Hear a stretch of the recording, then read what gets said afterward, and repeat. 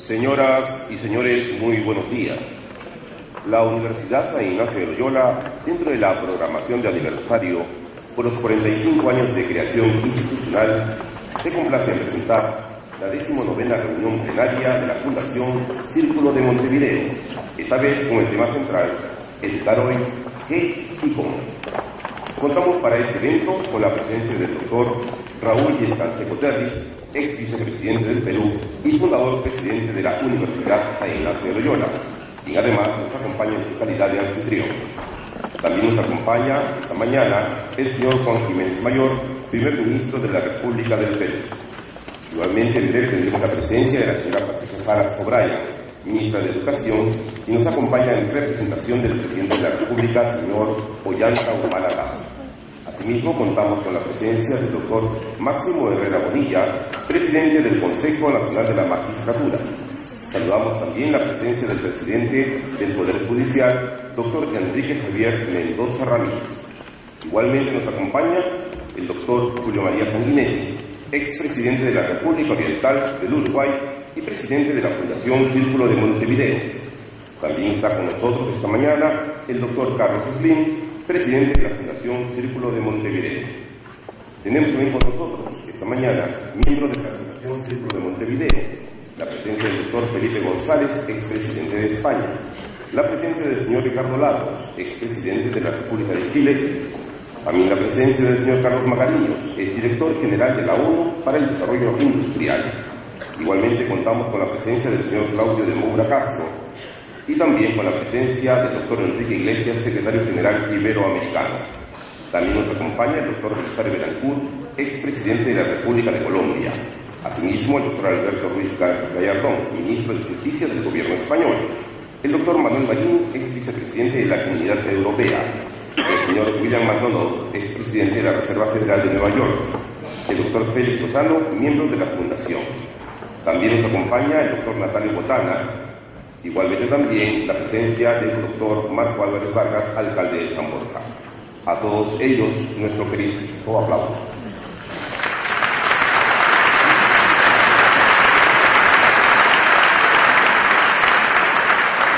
A continuación, la banda de música de la gloriosa Marina de Guerra del Perú nos acompañará con los acordes de nuestro himno nacional. Los invitamos a ponerse de pie.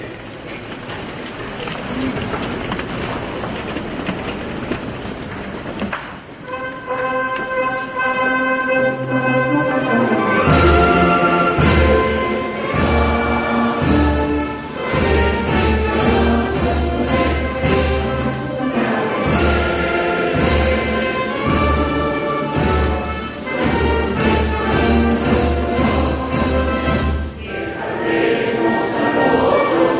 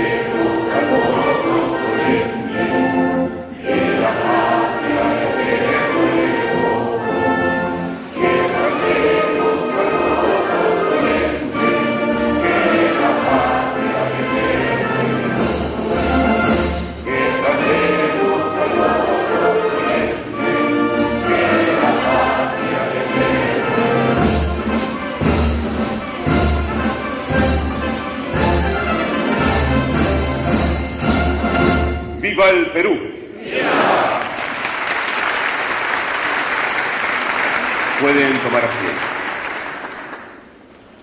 Tendremos a continuación las palabras de bienvenida y el saludo protocolar a cargo del doctor Raúl Díez Canseco Terra. Distinguidos amigos, hermanos, expresidentes constitucionales latinoamericanos aquí presentes en el Perú. Querido presidente José María Sanguinetti, presidente del Círculo de Montevideo. Apreciado don Carlos Slim, presidente del Grupo de Montevideo. Queridos amigos presidentes y miembros del Círculo de Montevideo. Nuestras palabras de bienvenida y gratitud, y utilizando y aprovechando la presencia de nuestro primer ministro y nuestra ministra de Educación en representación del presidente de la República, por haber escogido este país de los Incas como sede por primera vez en su historia, después de 18 reuniones, como lugar de encuentro de esta importante cita, que no tiene nada menos que ver que con la educación, tema preocupante para los peruanos y para el mundo, todo lo que se ha venido a llamar en los últimos tiempos la nueva moneda. Y esta moneda, que es la que le va a dar valor a los países y que los va a diferenciar entre los que saben y los que no saben, como decía el presidente Belaúnde, los que van adelante, los que van atrás, es la que va a permitir con una educación emprendedora y de una inclusión social con una responsabilidad muy grande abrirnos paso. Y es por esa razón que hemos preparado, con el perdón y el permiso de don José María Sanguinetti, un pequeño video muy corto, para que vean ustedes la importancia, no solamente para San Ignacio Loyola, sino para los jóvenes del Perú, de lo que es la inclusión y la responsabilidad social. Pido por favor que pasen el video.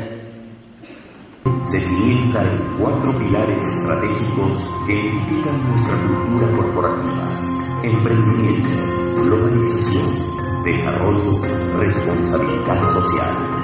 El espíritu solidario de la UCIL es un distintivo propio que nace de la profunda pasión por el bien común, en la necesidad de crear valores y una nueva actitud para vencer la indiferencia. Es algo vital que nos enseñaron con el ejemplo familiar, que aprendimos con fraterna admiración y que practicamos por vocación como principio clave para crear valor y actuar con sensibilidad. Nos satisface ver que este camino nos conduce hacia la esperanza y al optimismo de ver realizados los ansiados frutos de nuestro compromiso social para construir un mundo más justo e inclusivo. Madres de familia con escasos recursos que ven en su talento su mejor capital empresarial. Jóvenes estudiantes que sienten el compromiso de ser voluntarios para generar conciencia ecológica. Cientos de maestros de escuelas públicas que aprenden el poder de las nuevas tecnologías. Niños que sueñan en grande y que ahora tienen la oportunidad de aprender en un ambiente mejor. Ellos que lucharon por nuestras vidas y que hoy necesitan del apoyo solidario de la sociedad. Nuestro abrazo solidario alcanza con afecto a jóvenes con habilidades diferentes y traspasa nuestras fronteras hacia otros países. Docentes de escuelas públicas que al obtener su maestría abrieron las puertas a un nuevo futuro. Jóvenes talentosos de colegios nacionales de todo el país que obtienen el beneficio de estudiar en una universidad privada. Poblaciones vulnerables que acceden a campañas gratuitas para prevenir enfermedades y cuidar su salud.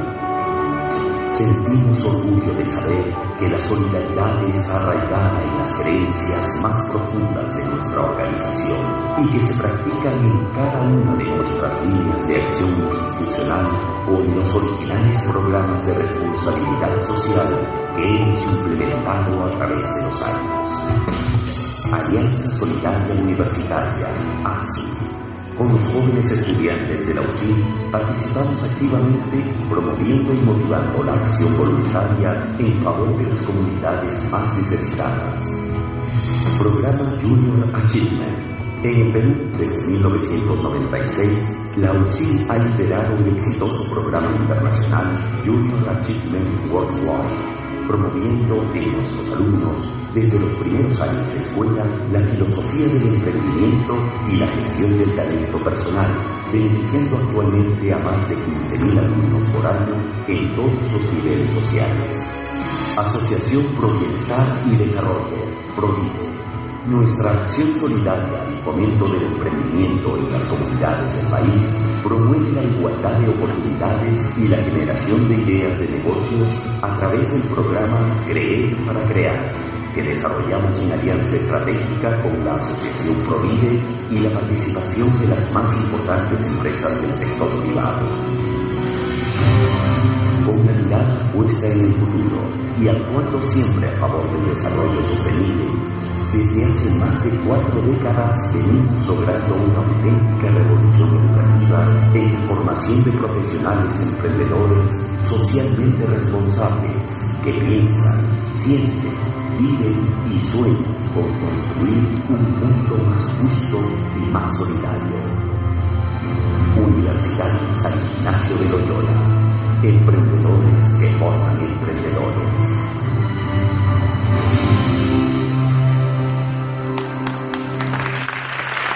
Señor presidente,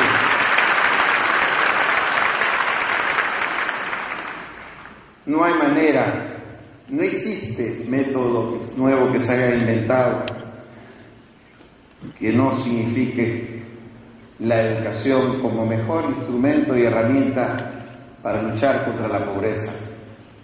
Por eso hemos promovido siempre, y que duda cabe que este foro majestuoso, con más de 1.500 personas interesadas en escuchar a dónde vamos con la educación en el Perú y en el mundo, para hacer hincapié que la receta es educación emprendedora. Estamos viendo la crisis que se vive en el mundo y donde nuestra querida España, por tener aquí uno de los grandes presidentes españoles, una de las que más sufre por el nivel de desempleo, como dijimos cuando estuvimos en España hace pocas semanas, la respuesta es convertir a la juventud emprendedora en actores de su propio destino, en una educación temprana que signifique hermanar los programas de salud y nutrición. Bien venimos diciendo, y en la universidad con un hincapié nuevo, importante, trascendente, que la mejor revolución de la educación comienza con una buena nutrición. Y con la universidad, ha habido de escuchar al presidente José María Sanguinetti. Queremos tener claro que lo que viene haciendo el Perú en esos terrenos son pasos trascendentales. Necesitamos una educación inclusiva, pluricultural, una educación de calidad, una educación que permita al maestro incorporarse de una manera más eficiente y adecuada. Por eso hemos saludado y hemos participado en ese programa extraordinario que ya trasciende la frontera del Perú, que el gobierno viene realizando, que se llama Beca 18. El nombre sí probablemente no dice mucho, pero es bueno que sepa la audiencia que se trata de ubicar a los jóvenes de extrema pobreza del Perú y darles la gran oportunidad por sus habilidades, por sus competencias, de tener una vida y un futuro mejor. Por eso la universidad se ha involucrado en este programa y estamos auspiciando también con nuestros propios recursos la inclusión de esos jóvenes en un futuro mejor para nuestro país. Saludamos pues la presencia de tan destacados presidentes de la América Latina, de Enrique Iglesias, que fuera presidente del Banco Interamericano de Desarrollo más de 18 años y que ayudó tanto en el Perú en momentos dramáticos, a don Carlos Magariños, que fuera director general de la UNUDI con sede en Viena, cuando fuimos a capacitar con él a los jóvenes de Huancavelica con el Centro de Innovación Tecnológica, los camellos sudamericanos. Es decir, ustedes podrán imaginarse la cantidad de experiencias que podemos compartir y hemos escogido solamente 3. Una que tiene que ver con un joven, Juan Pizarro Quiroz, un joven maestro que fue becado por la región Callao, que ganaba como 800 soles en ese momento, que fue becado por la región, un programa de maestría, que gracias a ese programa de maestría fue ubicado después por el gobierno japonés.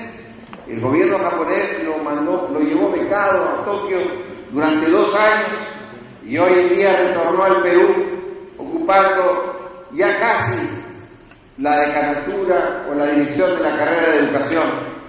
Eso lo quiso la educación para él. Otro caso importante de compartir con ustedes es el joven José Luis Guerra, que gracias a ese programa que apoyó el Banco Interamericano en la época de Enrique Iglesias, Creer para Crear, que era una manera de fomentar el espíritu emprendedor en los jóvenes, el desarrollar de buenas ideas y acceder al crédito. Ese capital de riesgo que todavía en nuestros países es una agenda pendiente, permitió que este joven desarrolle un proyecto y hoy en día es un gran actor en su propio pueblo.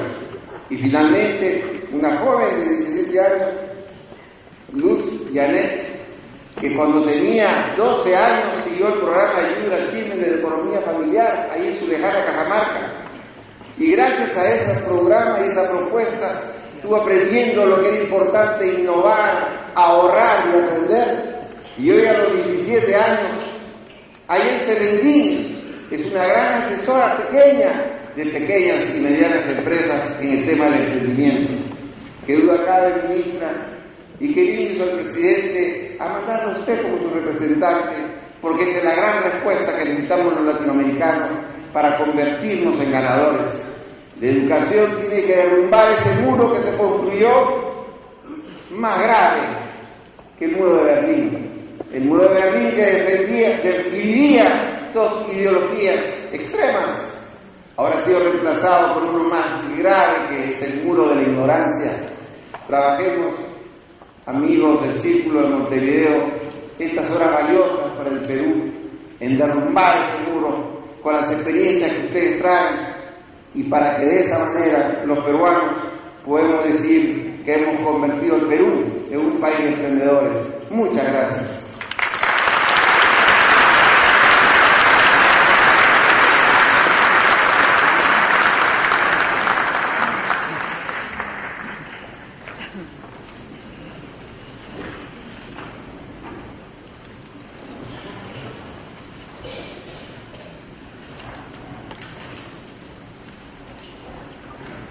Escucharemos a continuación el saludo del señor Juan Jiménez Mayor, primer ministro de la República del Perú. Lo recibimos con un aplauso. Buenos días, querido Raúl, queridos expresidentes de Chile, Uruguay,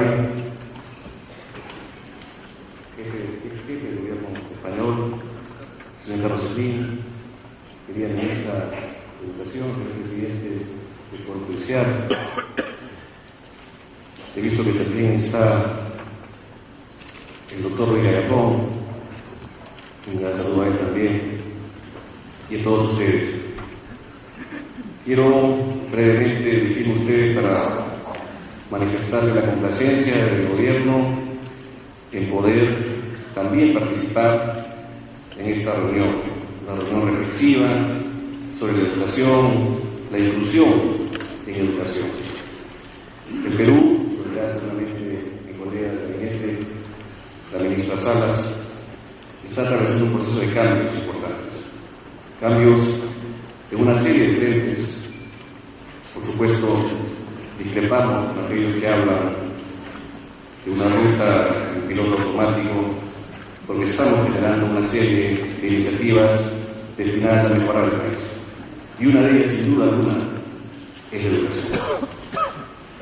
La educación es para nosotros, en el gobierno, uno de los instrumentos de cambio esenciales para la movilidad social, para el progreso, para la innovación, para el emprendimiento.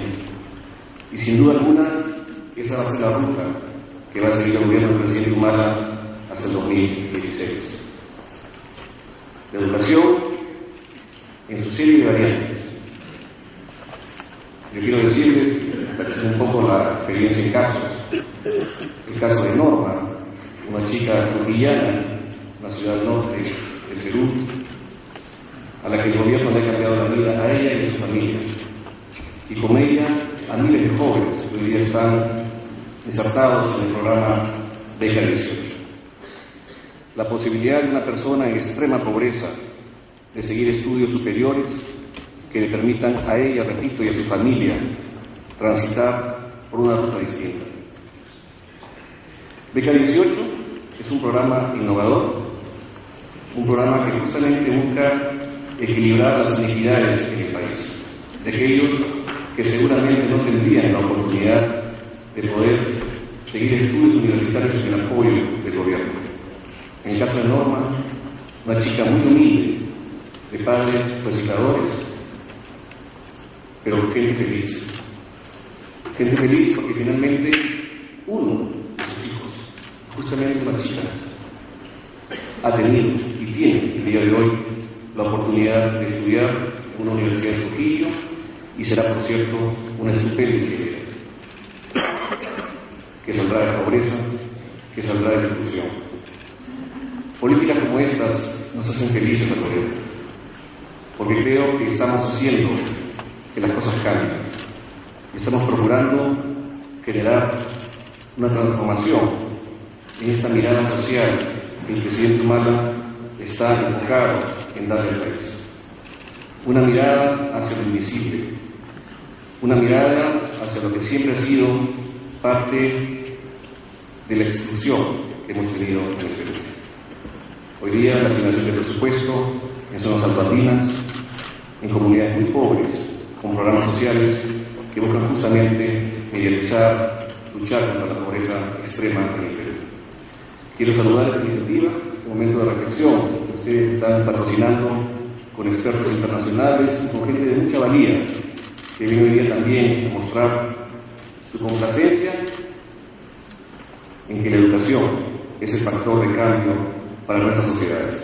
Los felicito y quiero animarlos a seguir en esta ruta de fortalecer la educación. Estamos muy comprometidos en el gobierno en esta tarea. Hemos iniciado una reforma sustancial de la educación escolar en el Perú. Ojalá también podamos iniciar un proceso en serio de reforma educativa universitaria que también se requiere en el país y que podamos hacer en este quinquenio la reforma educativa que con tanta ansia creo todos esperamos para nuestro país, para su progreso y para efectos de la felicidad de todos. Muchas gracias.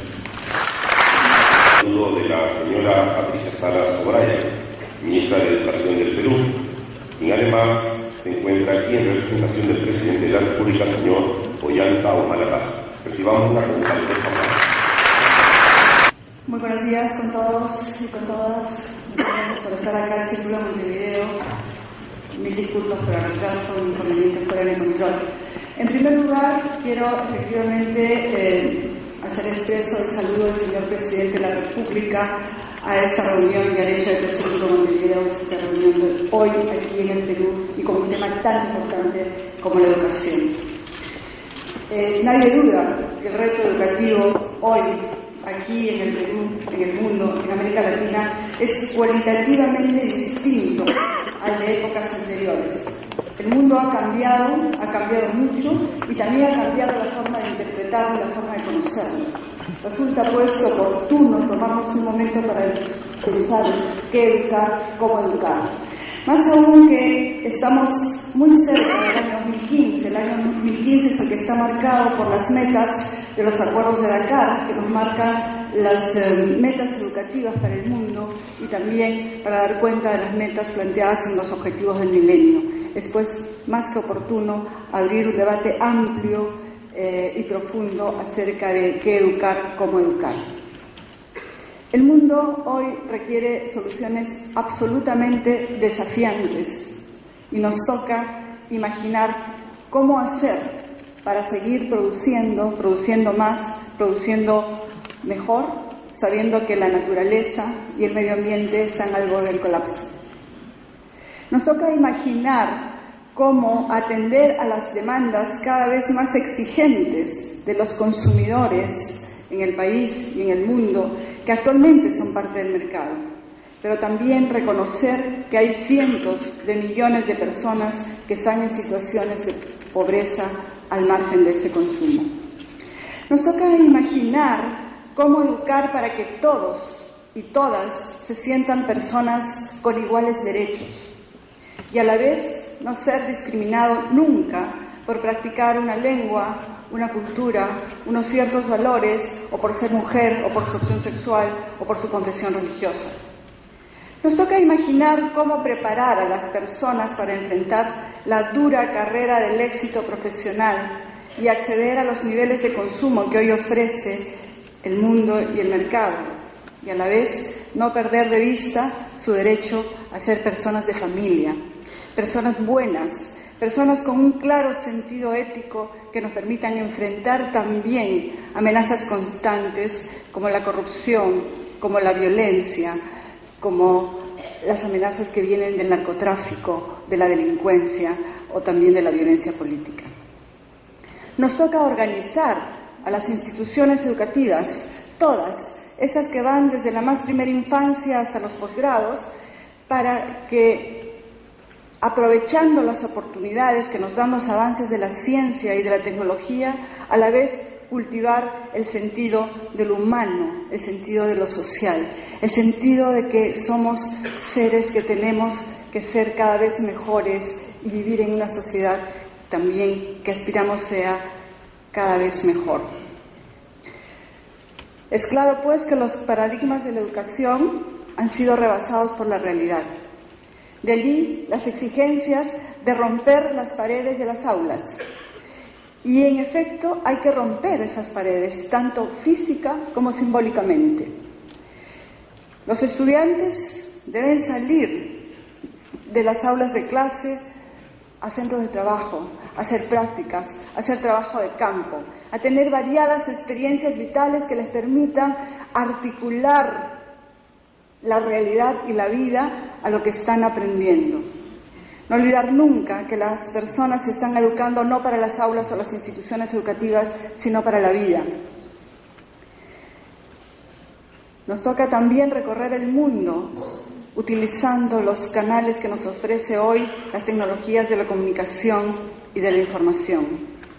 Se trata de abordar el viejo desafío de asociar la teoría con la práctica y de incorporar también el desafío de asociar la educación con la vida.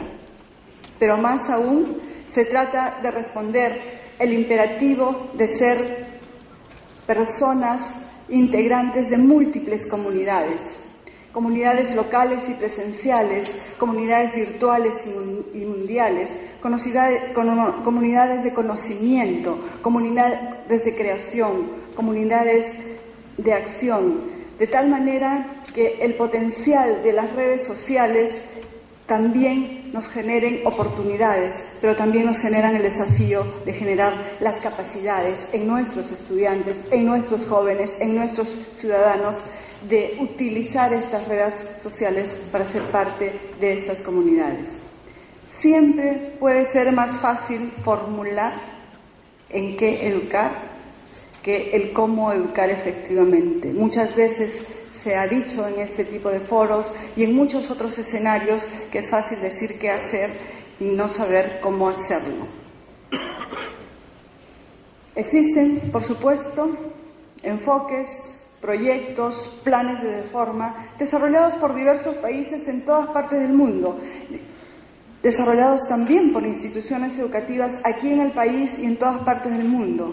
Hemos asistido en estas semanas, que ha sido la Semana del Maestro, a la premiación que hace una empresa muy importante al maestro que deja huella.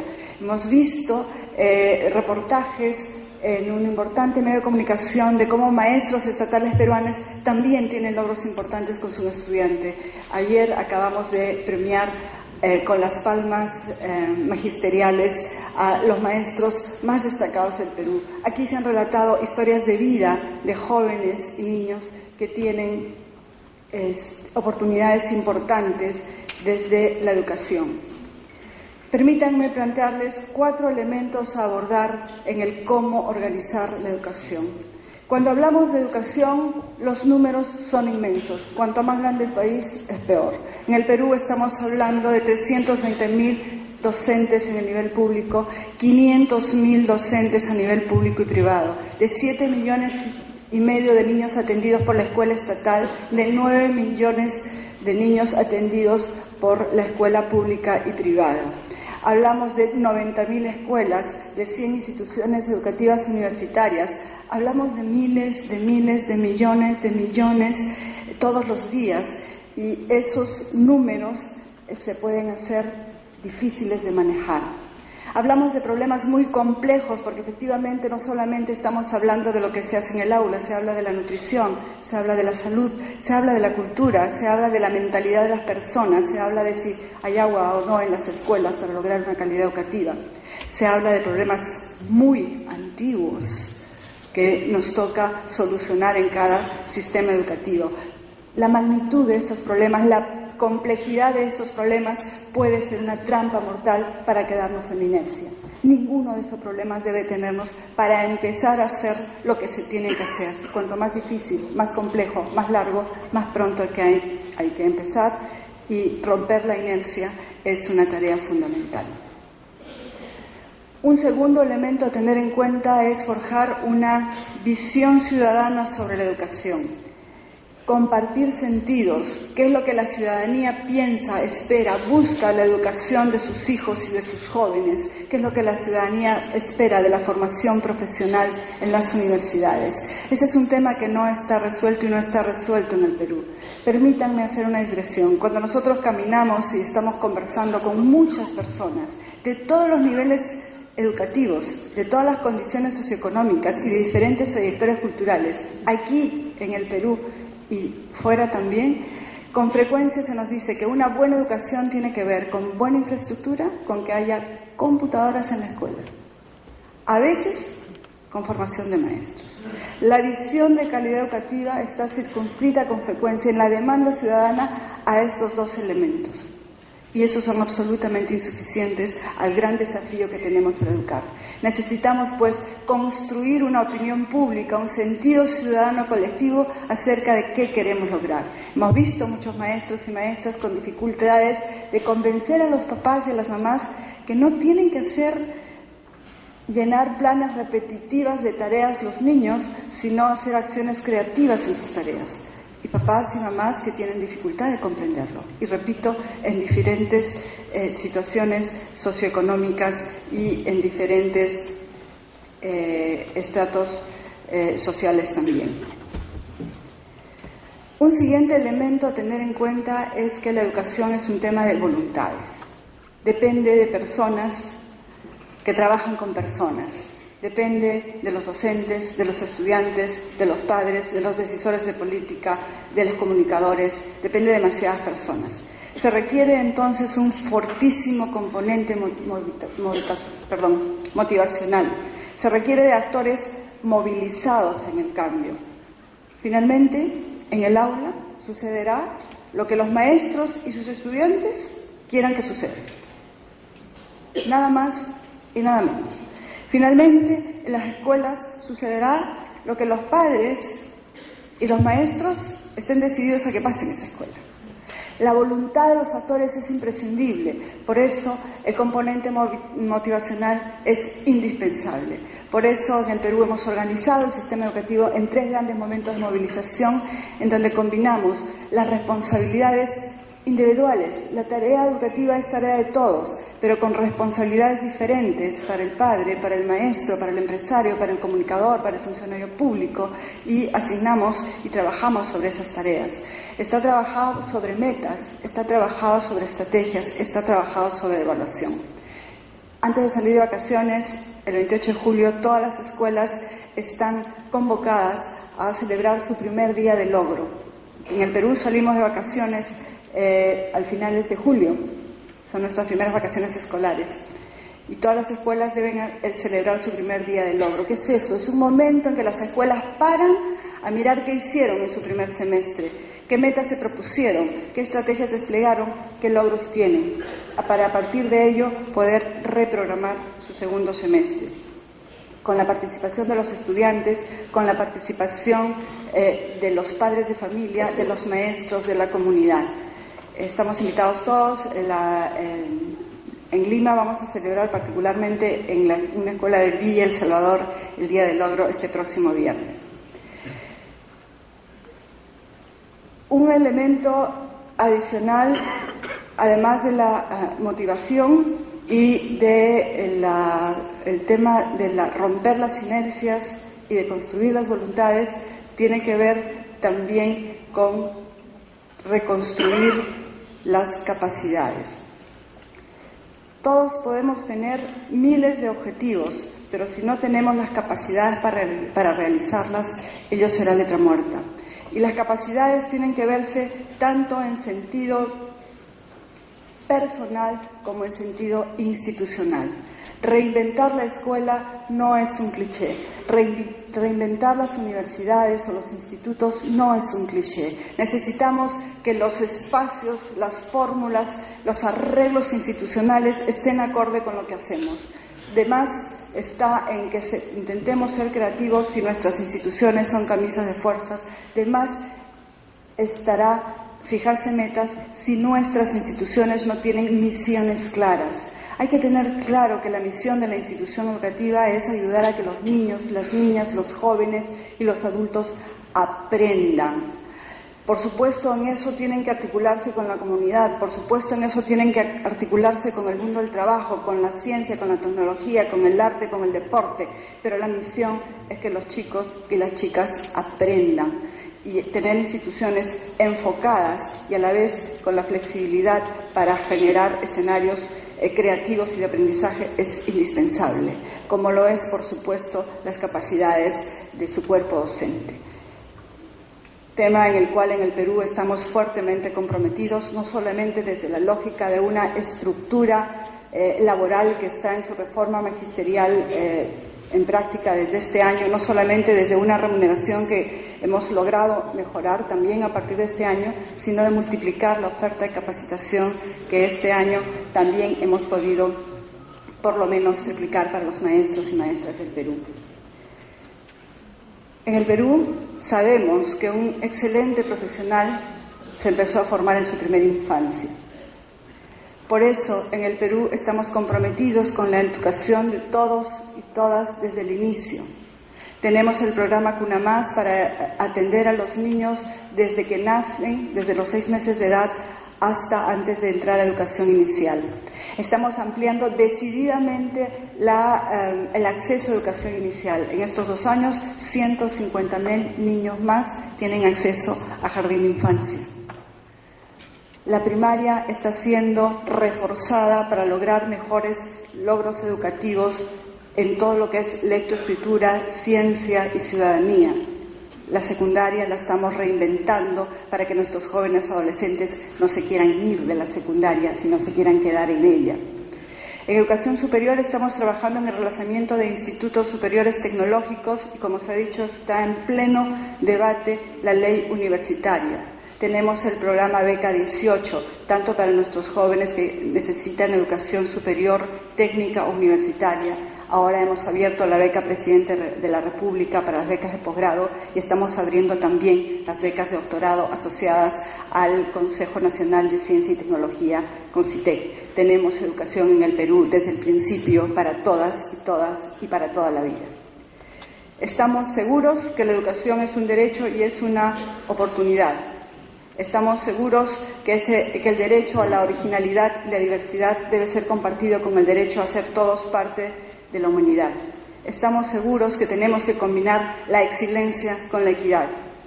Estamos seguros también que efectivamente hay que educar para emprender, pero también tenemos que educar para emprender, para crear, pero para emprender y crear con sentido ético. Esos son los propósitos, esos son los paradigmas, esas son las preocupaciones y los esfuerzos que el gobierno peruano está haciendo en esta gestión por la educación para las personas, para la sociedad, y en el cual agradecemos y valoramos las reflexiones que se hagan aquí en este foro.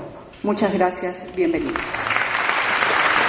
Corresponde el saludo del doctor Julio María Sanguinetti, expresidente de la República Oriental del Uruguay y presidente de la Fundación Círculo de Montevideo. Recibámoslo con un caluroso aplauso.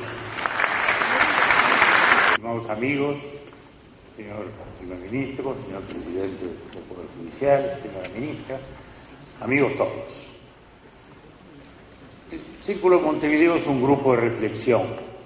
Tratamos de generar pensamiento, de provocar pensamiento, de organizar debates, de llegarle a la sociedad con las ideas con las cuales debe encarar este mundo globalizado y en tránsito de cambio profundo de estructuras que estamos viviendo. ¿Por qué, siendo nosotros políticos, economistas, técnicos, estamos hablando de la educación? No sé qué, un tema pedagógico. Bueno, Jacques Durkheim, hace más de 100 años, decía que la educación debe plasmar no un hombre tal cual lo forjó la naturaleza, sino un individuo tal cual lo quiere la sociedad. Es la sociedad la que está definiendo los programas pedagógicos, es la sociedad en su conjunto la que debe examinar y definir necesariamente aquello que luego los encargados de la pedagogía le pondrán el cómo hacer estas cosas imprescindibles que estamos. Nuestra América Latina sin duda ha hecho un enorme esfuerzo. Hoy, económicamente, estamos en un momento excepcionalísimo, los precios internacionales, la demanda china, el cambio de equilibrios en el mundo, nos ha generado una prosperidad, una bonanza, un clima de crecimiento económico en todos estos años. Las reservas internacionales pasan los 800.000 millones de dólares. La pobreza en los últimos 10 años ha bajado de más de un 40% a un 27, 28%. Es decir, que nos encontramos en un momento optimista, en un momento que reclama y nos exige la posibilidad de invertir y de hacerlo con inteligencia. Porque tenemos enfrente un gigantesco desafío, un enorme desafío. Porque así como están estos logros, también están las enormes carencias. Hemos avanzado en la educación preescolar, hemos avanzado en la educación escolar, hemos avanzado en la enseñanza secundaria, pretendiendo la universalización. Pero el hecho es que la mitad de los alumnos en América Latina no terminan la secundaria, porque hay justamente esos desfasajes entre las necesidades de la sociedad y las posibilidades de la educación. Y lo mismo en la educación superior. Se hace necesario entonces tomar grandes decisiones de la sociedad, decisiones fundamentales en un mundo que inevitablemente será globalizado en los próximos años, inevitablemente será un mundo de conocimiento, un mundo de mayores exigencias en todos los terrenos, un mundo en el cual la capacidad para trasladar las innovaciones de la ciencia a la tecnología y a la vida práctica requerirá de administradores, de docentes, de empresarios y de técnicos y trabajadores capaces de llevar esos avances de la ciencia y de la tecnología a la vida práctica, porque al final, en la instancia final, son esos técnicos y esos trabajadores los que están produciendo el cambio real en nuestra vida. Y esa es una gran definición entonces de prioridades. En el siglo XIX el debate era de la ciudadanía. Cuando estamos fundando nuestras repúblicas, el tema era tratar de formar ciudadanos y de alfabetizarlos. Era claro. Luego, a mediados del siglo XX, cuando ya el desarrollo de nuestras repúblicas y de nuestras sociedades mostraba otros horizontes, el desafío fue distinto. El desafío fue allí el de tratar de formar lo que se llamaron los recursos humanos, tratar de compatibilizar una educación que más allá de la alfabetización tratara de formar aquellos actores de una vida económica que se hacía más compleja. Fue el tiempo de la planificación, pero eso se desbordó. Se desbordó porque fue imposible prever la vida y las demandas, porque la tecnología nos cambió completamente los paradigmas.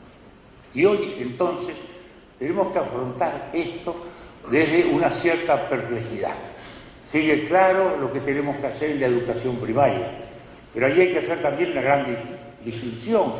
¿Vamos hacia una educación homóloga para todos o por el contrario tratamos desde el origen hacer la necesaria discriminación en función de los más necesitados que requieren más tiempo de estudio, más apoyos y tratando así desde el inicio lograr las condiciones de igualdad de oportunidades que son esenciales para la vida democrática? La secundaria ya no es más un vestíbulo hacia la universidad, como fue hasta los años 30 o 40 de este siglo. Hoy es una enseñanza terminal. La enseñanza, cómo balanceamos la enseñanza técnica con la llamada humanística, que también integra propiamente de todos estos factores. Vamos hacia una universidad y a una secundaria de excelencia en perjuicio de la calidad, o procuramos instalar justamente un sistema de valores más que nada asentados en la idea de un desarrollo equilibrado y de una democracia asentada. Hoy en América Latina nos sentimos más felices porque estamos votando, porque se ha pasado la Guerra Fría, que tanto alimentó guerrillas y que tanto alimentó golpes de Estado.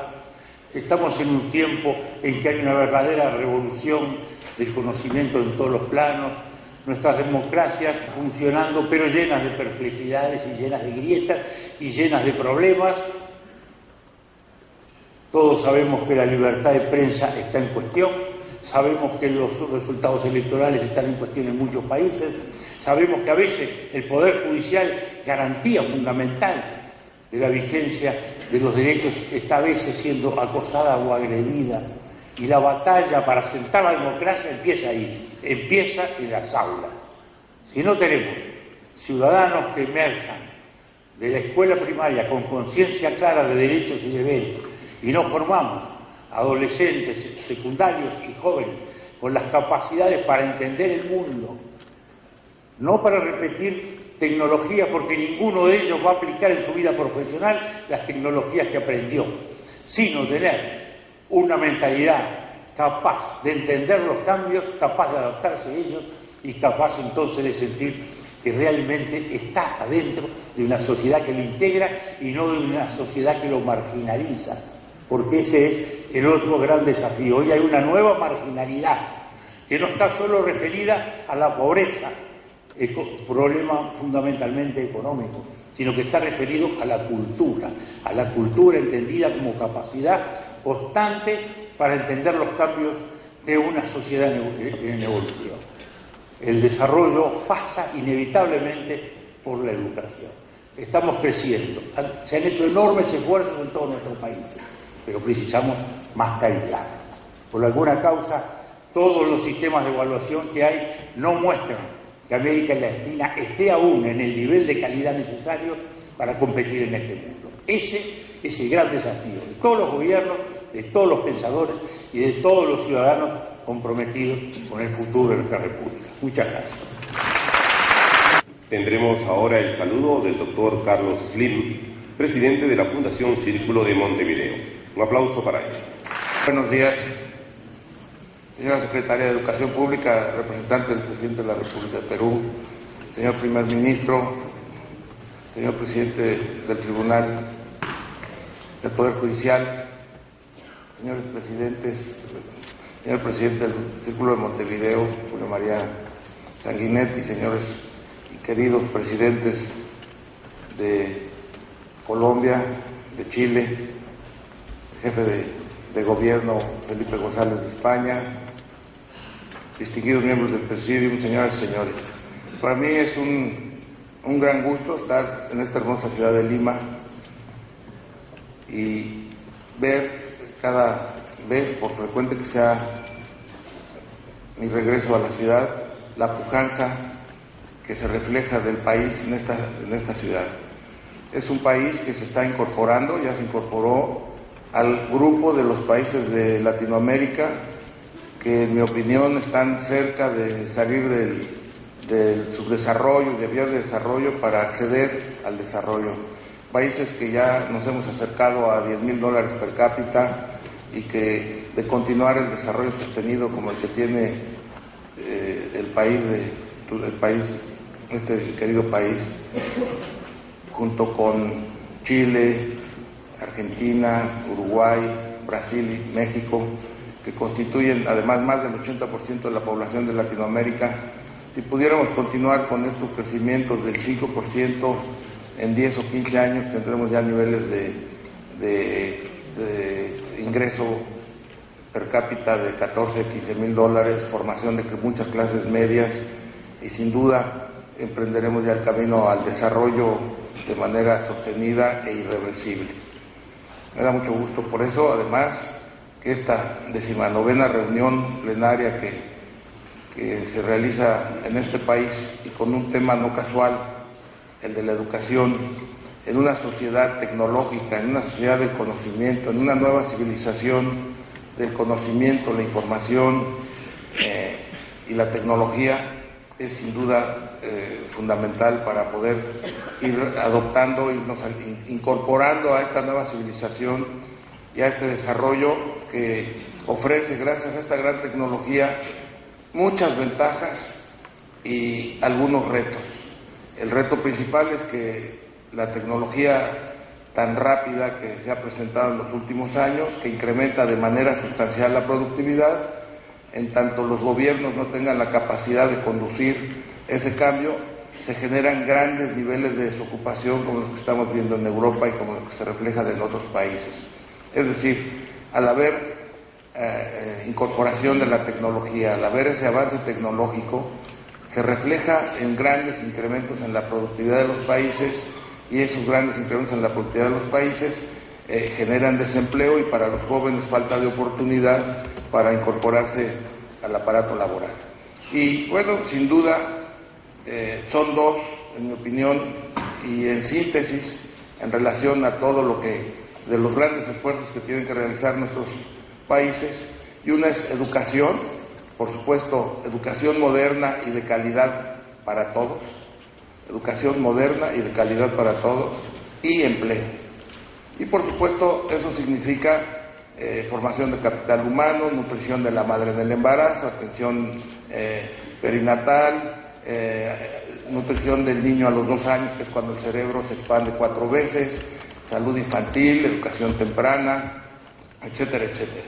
Pero en todo esto hay que acceder sin duda a la educación moderna, educación de calidad, educación para todos. ¿Cómo? Y perdón que sea un poco, quizás un poco grosero al hablar de esta parte de la educación, si nos ponemos a ver, la educación que vivimos muchos de nosotros era aburrida, era una educación dogmática, había que memorizar, era general, rígida y es muy costosa. Muchos de estos adjetivos son aplicables todavía hoy. Antes de mi época se hablaba de que las letras con sangre entran y era reglazos y era de una manera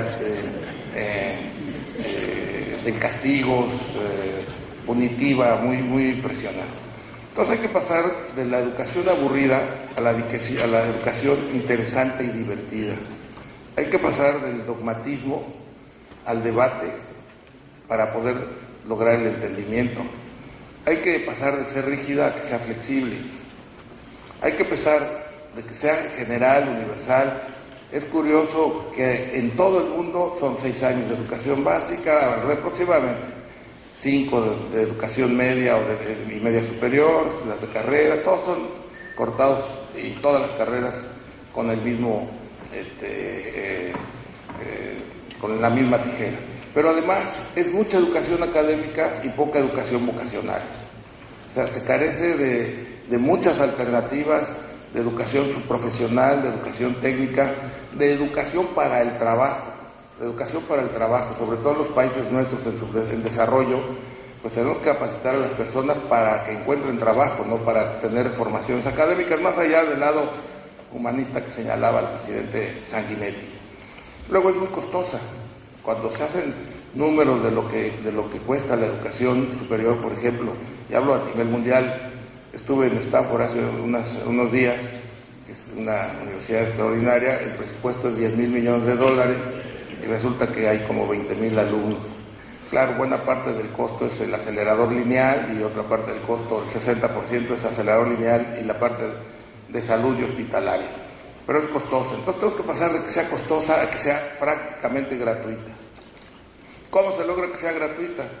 La nueva tecnología. La tecnología es al mismo tiempo que ocasiona muchos retos y problemas, y principalmente diría que el problema fundamental es el empleo, porque desplaza empleo que tendrá que relocalizarse, además de que, en mi opinión, pues esto no hay duda de que conforme la sociedad ha venido avanzando, y lo podemos ver en los últimos 100 años, con que se analice un poco, se trabajaba 72 horas y ahora se trabajan 35. Antes era una actividad agrícola intensa, luego fue una actividad industrial también de mucho trabajo físico, y ahora son sociedades de servicios, porque ya son las máquinas y la tecnología la que hace el trabajo fundamental de tipo físico. Entonces, en estas sociedades de servicios, pues, las personas, creo, habrán de trabajar menos, quizás 3 días, 11 horas, por ejemplo, y no retirarse a los 60 o 65 años, sino retirarse a los 75, porque son sociedades de experiencia, de conocimiento, que entre más edad tiene uno, y aquí creo que varios de los que estamos acá rebasamos esa edad, entonces por eso lo digo. Bueno, pues cuando mejor estamos, cuando menos eso sentimos varios de nosotros. Entonces, es muy importante. Ahora, ¿qué pasa con esta tecnología? La educación actual, además, es milenaria, no diría centenaria, yo creo que es milenaria, tiene un origen, el primero pues era para educar élites, pero también era la educación religiosa, entonces tenía que ser dogmática, la militar, entonces tenía que ser de mucha disciplina también y dogmática, no estaba sujeto a cuestionamiento ninguna de las cosas que se enseñaba, y de alguna manera seguimos heredando esto. Ahora, ¿cómo hacerla gratuita? Bueno, pues es precisamente usando la tecnología.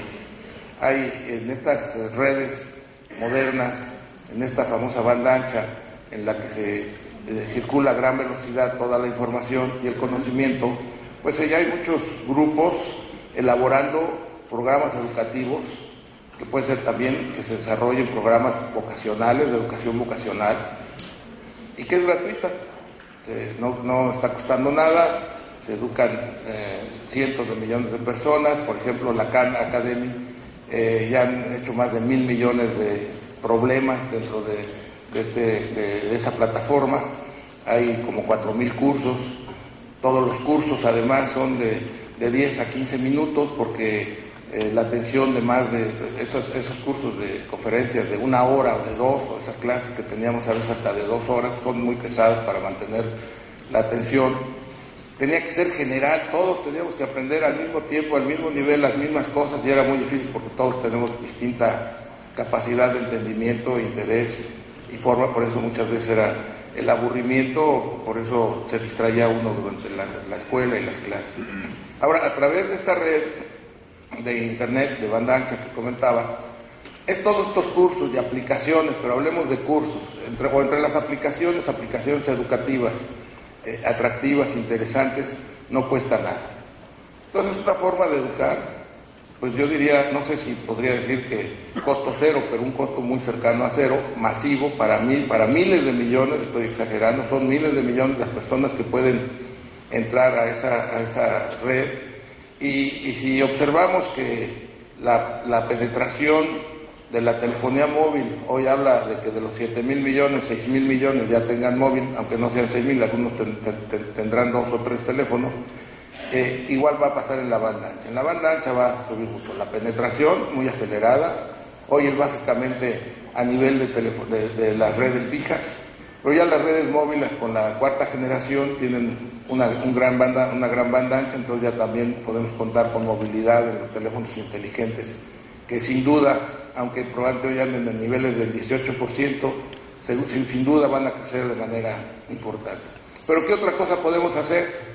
Pues la otra cosa que podemos hacer es simplemente, pensando en el pasado, cuando no había libros suficientes y se hicieron librerías públicas desde hace muchos cientos de años, miles de años probablemente, esas bibliotecas públicas digitales que den acceso gratuito a cualquier persona que se conecte, a que se capacite, a que aprenda, y a que navegue, y a que se informe, pues eso sería gratuito completamente. Entonces esas bibliotecas digitales o esas aulas digitales podrían estar en todas las escuelas también. No hay que darle una computadora a cada uno porque eso es muy costoso.